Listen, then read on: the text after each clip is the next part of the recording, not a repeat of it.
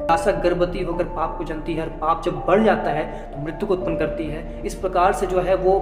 यदि हम फिरते नहीं हैं, यदि हम अपने स्वभाव में परिवर्तन लेकर नहीं आते हैं, अपनी आदतों में परिवर्तन लेकर नहीं आते हैं, यदि हम नए मनुष्यत्व में नहीं आते हैं, उस स्वभाव में नहीं आते हैं जो यीशु का स्वभाव था, तो होता क्या है, उस प्रकार से दुष्ट आत्मा का पकड़ जमे रहता है। और पहले जो हमारा दशा था, यानी ये जो है, मैं इसको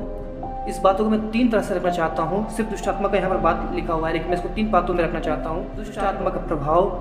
बीमारी और पाप, ये तीनों जो प्रभु पे विश्वास करने के पहले या परमेश्वर से प्रार्थना करने से पहले जो आपके जीवन में यदि था, दुष्ट आत्मा था जिस भी स्तर में,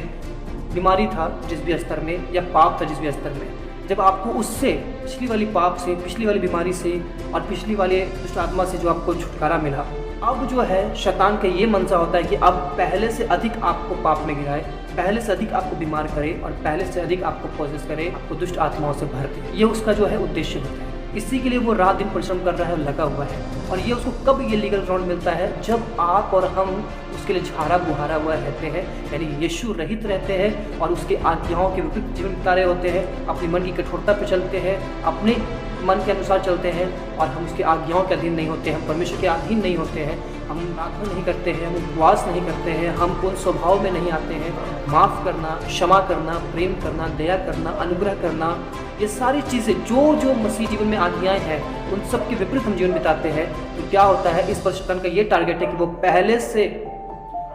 से ज़्यादा आपको बीमार करे, वो पहले से ज़्यादा आपको पोजेस करे और पहले से ज़्यादा आपको पाप में डाले।